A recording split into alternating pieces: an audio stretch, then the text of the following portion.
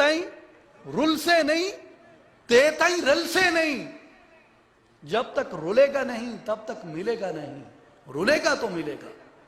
کنگھی وانگوں پیا چری میں، تاں زلف محبوب پھری میں ہوں، وانگ کپا دے پیا پنجی میں، تاں دستار سڑی میں ہوں، مہندی وانگوں پیا گھٹی میں، تاں تلی محبوب رنگی میں ہوں۔ کہ ان تمام مراحل کو جب تو محبت کے اس سانچے میں ڈھل کے طے کرتا ہے، اس وقت تیرے اندر سے وہ پریم کا کھو گڑا جاتا ہے۔ میاں محمد صاحب کا وہ دوسرا شعر یہ ہے کہ گل وچ پھا غماں دا گت کے، صدقوں چھک مدھانی، ہمت نال محمد بخشا مکھن آیا جانی۔ تو اس کی طلب تو کر، اس طریقے تربیت کو اپنا تو صحیح۔ اور حقیقت یہ ہے کہ اسی مرحلے کو کہ لوہا ہو میں پیا کٹی میں، اسی مرحلے کو قرآن نے تزکیے کا لفظ عطا کیا ہے کہ میرا محبوب تمہارا تزکیہ فرماتا ہے، تمہارے اندر سے تمہارے تکبر، تمہارے غرور کو ختم فرماتا ہے، اور جو نفاق پایا جاتا ہے اندر، جو بغض اور حسد پایا جاتا ہے اندر، ان تمام کو میرے محبوب صلی اللہ علیہ وسلم وہ ختم فرما دیتے ہیں۔ اللہ تبارک و تعالیٰ نے کیا فرمایا قرآن کے اندر؟ وَاذْكُرُوا نِعْمَةَ اللَّهِ عَلَيْكُمْ إِذْ كُنْتُمْ أَعْدَاءً فَأَلَّفَ بَيْنَ قُلُوبِكُمْ فَأَصْبَحْتُمْ بِنِعْمَتِهِ إِخْوَانًا۔ کہ مسلمانوں اس وقت کو یاد کرو جب اللہ نے تمہارے اوپر نعمت فرمائی ایسی حالت میں کہ تم ایک دوسرے کے خون کے پیاسے تھے، تم ایک دوسرے کے خون کے دشمن تھے۔ فَأَلَّفَ بَيْنَ قُلُوبِكُمْ، لیکن اللہ نے اپنے محبوب صلی اللہ علیہ وسلم کے ذریعے، تزکیہ کے ذریعے تمہارے دلوں میں ایک دوسرے کی الفت اور محبت ڈال دی اور تمہیں آپس میں بھائی بھائی بنا دیا۔ یہ تزکیہ ہے جو اس چیز کو پیدا کرتا ہے، اور یہی تزکیہ کا وہ مرحلہ ہے کہ جس سے انسان کے اندر کی وحشت مرتی ہے۔ نفسیات کا ایک محاورہ ہے کہ اعضاء، انسان کے اعضاء، ہاتھ پاؤں دماغ، یہ تمام چیزیں انسان کے اعضاء انسان کی خواہش کے تابع ہیں، انسان کی خواہش اس کے اعضاء کے تابع نہیں ہے۔ آدمی کے ہاتھ جو کچھ کرتے ہیں وہ آدمی کی خواہش کی تصویر ہوتی ہے۔ اس لیے اگر اعضاء کی اصلاح کرنی ہے تو اپنی خواہش کی اصلاح کرو، اپنے باطن کی اصلاح کرو، کیونکہ جب تک اندر وحشت موجود ہے باہر سے شگفتگی نہیں آ سکتی۔ کسی انسان کے اعضاء کا شگفتہ عمل وہ انسان کے باطن کی شگفتگی کو ظاہر کرتا ہے، کسی انسان کے اعضاء کا درندگانہ عمل وہ انسان کے باطن کی درندگی کو ظاہر کرتا ہے۔ اس لیے ظاہر کی درندگی اس وقت کچلی جاتی ہے جب باطن سے درندگی ختم ہو جاتی ہے، جب باطن سے انسان کا تزکیہ ہو جاتا ہے، جب باطن میں وہ محبت انسان کے اندر داخل کر دی جاتی ہے۔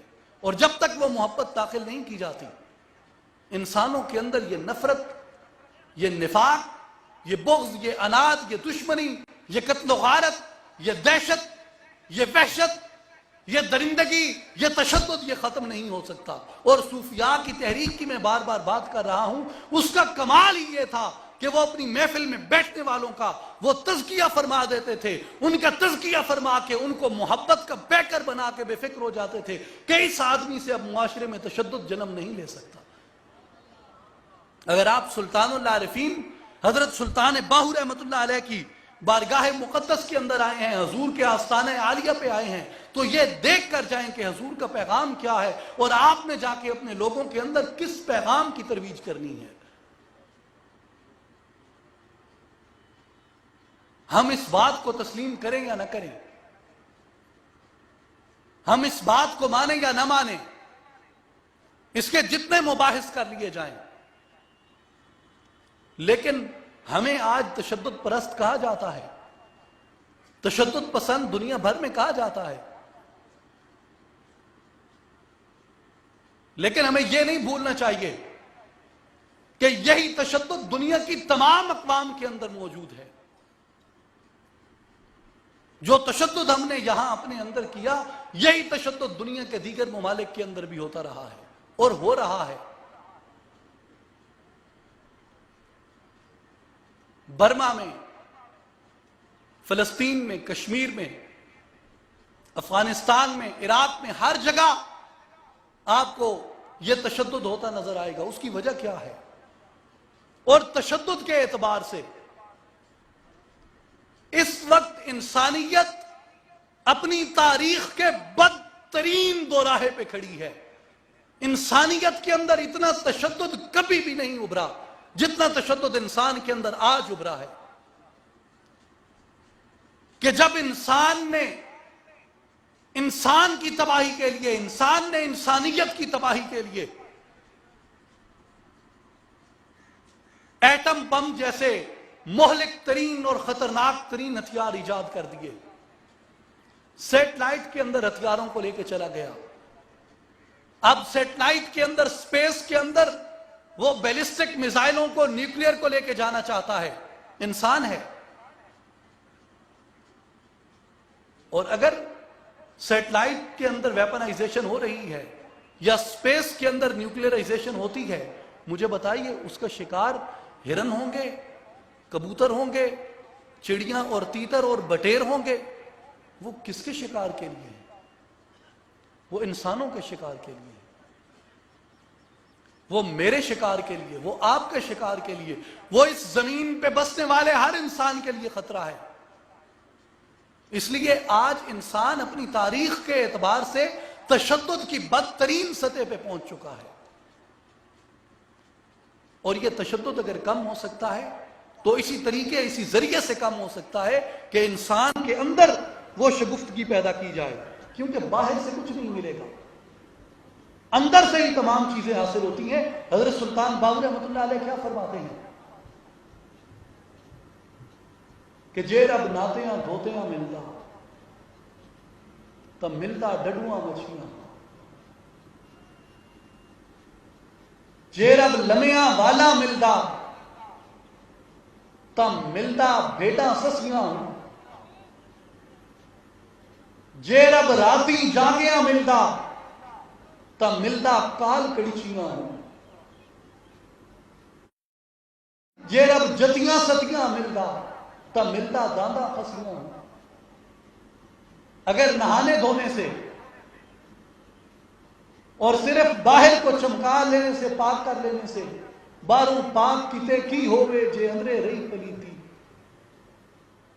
باہر چمکا لینے سے اگر خدا مل جاتا تو آپ فرماتے ہیں کہ مینڈکیں اور مچھلیاں تو ہر وقت پانی میں رہتی ہیں، پھر خدا کی سب سے زیادہ مقرب مینڈک اور مچھلیاں ہوتی ہیں. جے رب لمیاں والا ملدا تب ملدا بھیڑاں سسیاں ہوں. اگر خدا صرف بال بڑھا دینے سے ملتا تو پھر بھیڑوں کو، بکریوں کو خدا ملتا جن کے لمبے بال ہیں.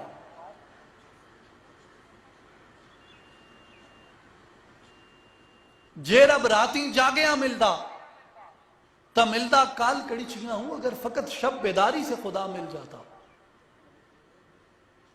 تو پھر کال کڑچیوں کو ملتا، چمگادروں کو ملتا جو ساری رات جاگتی ہیں. بلے شاہ فرماتے ہیں کہ راتی جاگیں شیخ صداویں، راتی جاگن کتے تیں تھی اتے، در مالک دا مول نہ چھڑ دے باویں سو سو پیندے جتے تے تھی اتے. بلے شاہ اٹھ یار منا لے نتا بازی لے گئے کتے تے تھی اتے. جے رب راتی جاگیاں ملدا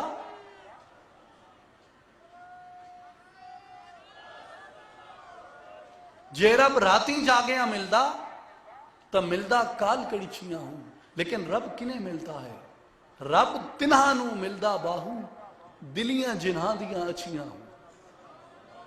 رب انہیں ملتا ہے کہ جو اپنے دل کو طیب اور طاہر کر لیتے ہیں، جو اپنے دل کو پاک کر لیتے ہیں، جو اپنے دل کو کدورتوں سے، نفرتوں سے صاف کر دیتے ہیں. رب انہیں ملتا ہے. ایک اور مقام پہ آپ فرماتے ہیں کہ نیڑے وسن تے دور سنی ون ویڑے ناہی وردے ہوں. کہ جس یار کو تلاش کرنے کے لیے تمہیں پیدا کیا گیا ہے وہ تو کہتا ہے کہ نحن اقرب الیہ من حبل الورید، بندے میں تیری شہرت سے بھی زیادہ قریب ہوں، تو اسے باہر ڈھونڈتا پھرتا ہے. जिन्हें हम ढूंढते थे आसमानों में जमीनों में, वो निकले मेरे जुल्मत खानाए दिल के मकीनों में। वो तो मेरे दिल में था। नेड़े वसन ते दूर सुणीवन वेड़े ना ही वड़दे हूं, अंदरू ढूंढण दा वल ना आवे, मूर्ख बाहरों ढूंढण चढ़दे हूं। कि अंदर से तलाश करने का तरीका नहीं आया, बेवकूफ बाहर से ढूंढते फिरते हैं।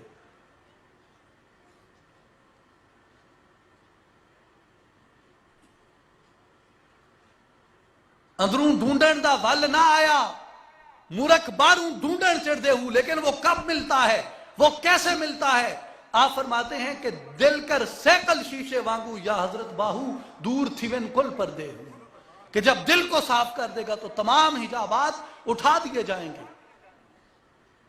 कि जब तक दिल को साफ नहीं किया जाता, दिल इंसानी वजूद का मरकज है। आका अलैहिस्सलाम ने फरमाया कि बेशक तुम्हारे जिस्मों में एक टुकड़ा ऐसा है,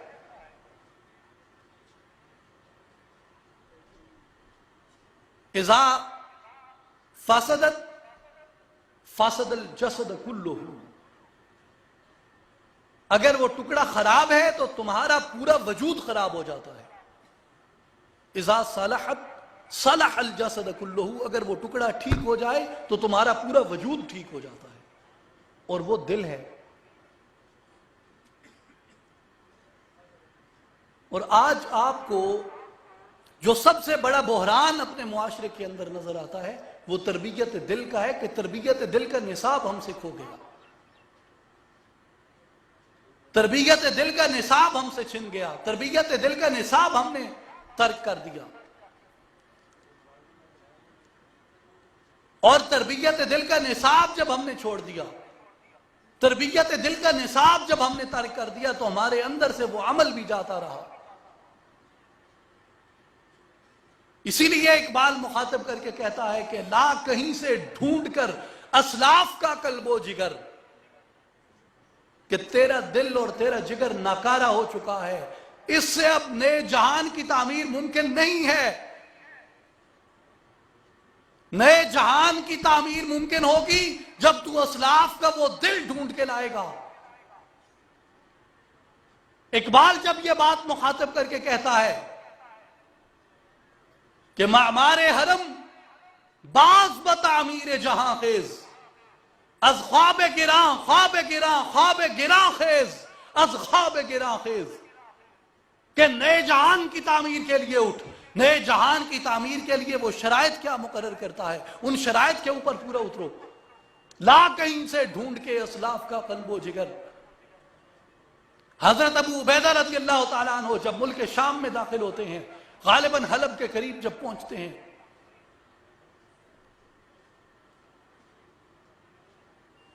तो पीछे से रूमी फौज एक बड़े हमले की उसकी बाज़गश्त आती है। तो आप पीछे की तरफ तशरीफ लाने का इरादा फरमाते हैं कि अफवाज को एक जगह मुजतमे करके फिर जंग के लिए आगे बढ़ा जाए। मुसलमानों, ये काबिल नसीहत बात है और काबिल गौर बात है कि असलाफ का कल्बो जिगर क्या था, असलाफ का कल्बो नजर क्या था। एक बहुत बड़ा इलाका हजरत अबू उबैदा के जेरे नगीन था। जब आप उस इलाके को छोड़ के वापस अपने मरकज की तरफ अपनी फौज को लेकर पलटने लगे, तो उस इलाके के जो ईसाई और यहूदी बड़े बड़े सरदार थे जिन्होंने इस्लाम कबूल नहीं किया था, वो जिज़िया अदा करते थे। हजरत अबू उबैदा ने उन सरदारों को अपनी बारगाह में तलब किया और तलब करके फरमाया कि हमें एक बड़ी जंग के तनाजुर में आपके इस तमाम इलाके को छोड़ के वापस जाना पड़ रहा है, इसलिए चूंकि आपकी हिफाजत हम नहीं कर सकते, आपके इलाके का दिफा हम नहीं कर सकते, आपको रियासत कोई चीज मुहैया नहीं कर सकती क्योंकि हम यहां मौजूद नहीं होंगे, इसलिए जो जिज़िया हमने आपसे वसूल किया था वो जिज़िया अब तुम्हें वापस किया जाता है। वो गैर मुस्लिम सरदार वो रोते हैं, अश्कबार हो जाते हैं और वो कहते हैं कि अबू उबैदा, हम दुआ करते हैं कि तुम्हारा अल्लाह तुम्हें इस जमीन की हुक्मरानी के लिए वापस लाए। सबक फिर पढ़ अमानत का, दयानत का, शराफत का, लिया जाएगा तुझसे काम दुनिया की इमामत का। अगर दुनिया की इमामत करनी है तो उसके लिए असलाफ का कल्बो नजर पहले अपने अंदर पैदा करो, वो सिद्क, वो सदाकत अपने अंदर पैदा करो, एक मुसलमान के औसाफ अपने अंदर पैदा करो, मोहब्बत, अखुवत, मोहब्बत की जहांगीरी, अखुवत की फरावानी, वो अपने अंदर पैदा करो, कल्ब का तस्फिया अपने अंदर पैदा करो। जब तक इसमें अल्लाह के उस चंबे की बूटी से हमारा वजूद, हमारा बातिन मुअत्तर नहीं हो जाता, उस वक्त तक ये वहशत और दरिंदगी हम अपने मुआशरे से खत्म नहीं कर सकते।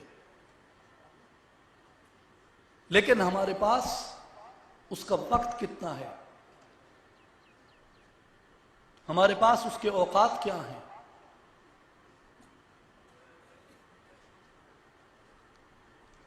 हमारे पास सिर्फ 2 सांसों का वक्त है, एक जो नीचे है, दूसरी जो ऊपर है। जब उसका हुक्म आएगा तो ऊपर की ऊपर रह जाएगी और नीचे की नीचे रह जाएगी, और ये गरूर और तकब्बुर और हड्डियों और मट्टी और गोश्त की ये इमारत, ये धड़ाम से जमीन पे गिर जाएगी। इसकी कोई हैसियत, कोई औकात नहीं है।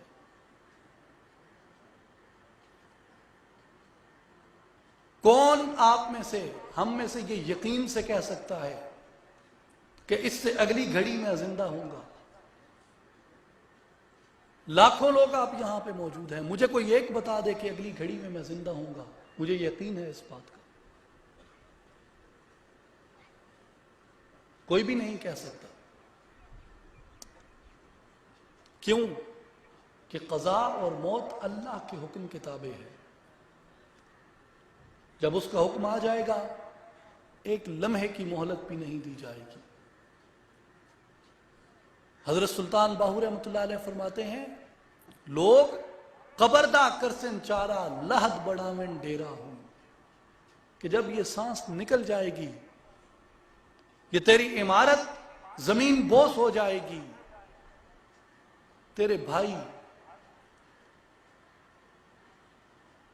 तेरी बहनें, तेरी मां, तेरा वालिद, तेरी बीवी, तेरे बच्चे, उन सब को जल्दी होगी कि ले जाओ इसे, ये बदबू न छोड़ जाए, ये ताफुन न फैलाए, जाओ इसे मनो मट्टी के नीचे डाल दो।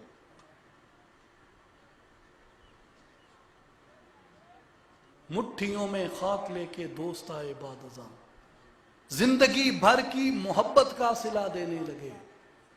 जिंदगी भर की मोहब्बत का सिला क्या है? मट्टी की एक मुट्ठी, एक कफ मट्टी, यह जिंदगी भर की मोहब्बत का सिला है।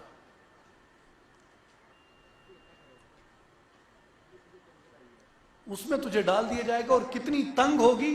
हजरत सुल्तान बाहू फरमाते हैं कि सोड़ी सामी सट घते सिन परत नसक से पासा हूं, कि उस गार में, उस बेल, तंग से बेल में तुझे डाल दिया जाएगा कि तू करवट नहीं ले सकेगा, पहलू नहीं बदल सकेगा, परत नसक से पासा हूं। लोग कबरदा कर सिन चारा लहद बनावन डेरा हूं, चुटकी भर मिट्टी दी पासन ते करसन ढेर उचेरा हूं। ज्यादा से ज्यादा यह होगा कि तेरी कब्र थोड़ी सी बुलंद हो जाएगी। मुझे मालूम है कि जब मैं मर जाऊंगा, मेरे तमाम मोहब्बत करने वाले मुझे 8 से 10 से 12 घंटे से ज्यादा कोई भी इस जमीन के ऊपर बर्दाश्त नहीं करेगा।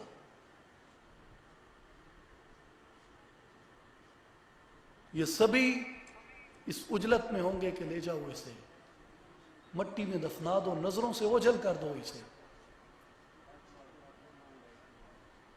फिर लाश बन जाता है, ये अहमद अली नहीं रहता, ये लाश, ये मैयत बन जाता है। फिर अगर ये थोड़ी देर घर में कयाम करे तो सभी कहते हैं कि अब ये बदबू छोड़ने के करीब है, अब ये ताफुन फैलाने के करीब है, ले जाओ इसे। اور چٹکی بھر مٹی دی پاسن کرسن ڈھیر اچیرا ہوں دے درود گھرانو ونجن کوکن شیرا شیرا ہوں. تیری قبر پہ زیادہ سے زیادہ درود کی 2 تسبیحیں پڑھ دیں گے, سورہ یاسین کی تلاوت کر دیں گے اور گھروں کو جائیں گے روتے جائیں گے کہ او شیرا او شیرا او شیرا. یہ تیری حیثیت ہے بندے, یہ تیری اوقات ہے. اپنی اوقات کو سمجھ. جو تجھے وقت اللہ نے دیا ہے اس زمین پہ, اس وقت کو سمجھ کہ تیرے پاس وقت کتنا ہے اور تیری حیثیت, تیری اوقات کیا ہے. آخر میں آپ فرماتے ہیں کہ بے پرواہ درگاہ رب باہو نہیں فضلاں باج نہ بیڑا ہوں, کہ وہ بہت بے نیاز ہے, بہت ہی بے نیاز ہے. اس کے فضل کے بغیر کوئی نبیڑا نہیں ہے وہاں پہ. پیش کر غافل عمل کوئی اگر دفتر میں ہے, کہا جائے گا کہ لاؤ اپنے اعمال ادھر, تیرے اعمال کو تولا جائے گا. جب وہ عدل کرے گا تو بڑی بڑی اونچی شانوں والے, بڑے بڑے محلوں میں بیٹھنے والے, بڑے بڑے تخت اور بڑے بڑے تاج کے وارث اور مالک, ان کی ٹانگیں تھر تھرا رہی ہوں گی. میاں محمد بخش صاحب فرماتے ہیں کہ عدل کریں تے تھر تھر کمبن اونچیاں شاناں والے, فضل کریں تے بخشے جاون میں ورگے منہ کالے. اس کی بارگاہ سے فضل کو طلب کرو. قرآن کریم میں اللہ تبارک و تعالیٰ فرماتے ہیں کہ اس دن بہت آسانی ہوگی اس کے لیے جس کے اعمال اس کے ترازو میں بھاری ہو جائیں گے. فمن ثقلت موازینہ فاولئک هم المفلحون. جن کے اعمال ان کے وزن میں بھاری ہو جائیں گے وہ فلاح پانے والوں میں ہوں گے, وہ مسکراتے ہوئے جا رہے ہوں گے. ومن خفت موازینہ فاولئک الذین خسروا انفسهم فی جہنم خالدون. اور جن کے اعمال کا وزن کم پڑ جائے گا اس ترازو کے اوپر, وہ لوگ ہیں جنہوں نے اپنا خسارہ کیا. انہیں جہنم میں دھکیل دیا جائے گا جہاں وہ ہمیشہ رہیں گے. میرے بھائیوں اور بزرگوں, میں جس عمل کی دعوت دے رہا تھا, اس تمام گفتگو کا لب لباب اور نتیجہ یہ ہے کہ ہم اپنے وقت کا تعین کر لیں کہ ہمیں مہلت کتنی دی گئی ہے. اگر یہاں بیٹھے ہوئے میرے سمیت تمام نوجوانوں کو یہ یقین ہے کہ میں نے 80 سال کی عمر میں جا کے مرنا ہے, جو مرضی ہے کر لو, اس کی مرضی وہ توبہ قبول کرے نہ کرے. لیکن اگر موت کا یقین نہیں ہے تو کیوں یہ لاپرواہی کرتے ہو؟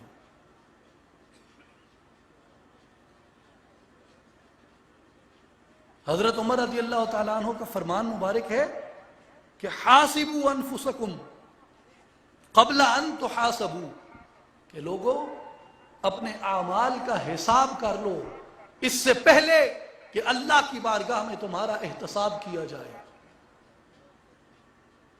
وزنوا انفسکم قبل ان توزنوا, اپنے اعمال کا وزن کر لو اس سے پہلے کہ تمہارے اعمال اللہ کے ترازو میں رکھ کے تولے جائیں. اپنے اعمال کا وزن کر لو, اپنے اعمال کو تول لو, کیونکہ اس دن یہ زمین سب کچھ اگل دے گی, یہ زمین سب کچھ بتا دے گی. جس نے جہاں پہ جب جو کیا ہوگا یہ سب کچھ اللہ کی بارگاہ میں اگل دے گی. میرے بھائیوں اور بزرگوں, ہمارے پاس 2 سانسوں کا وقت ہے. ان 2 سانسوں کا تخمینہ آپ لگا کے اپنے اعمال کا تعین کر لیں, اپنی ذمہ داریوں کا تعین کر لیں, اور اس راہ عمل سے نہ میرے لیے نہ آپ کے لیے کسی کے لیے بھی کوئی راہ فرار نہیں ہے. جو بھی راہ فرار چاہے گا, اللہ تعالیٰ فرماتے ہیں کہ والذین کذبوا بآیاتنا سنستدرجهم من حیث لا یعلمون. جو میری آیات کو جھٹلاتے ہیں, جو میری نشانیوں کو جھٹلاتے ہیں, سنستدرجہم من حیث لا یعلمون، میں انہیں ادھر سے پکڑوں گا جدھر سے وہ بے خبر ہوں گے، جدھر سے انہیں علم ہی نہیں ہوگا، جدھر سے انہیں معلوم ہی نہیں ہوگا کہ ہم نے انہیں کدھر سے پکڑا ہے۔ اس لیے میرے بھائیوں اور بزرگوں، آج ہماری ذمہ داری 3 حصوں میں ہے، بطور فرد، بطور انسان،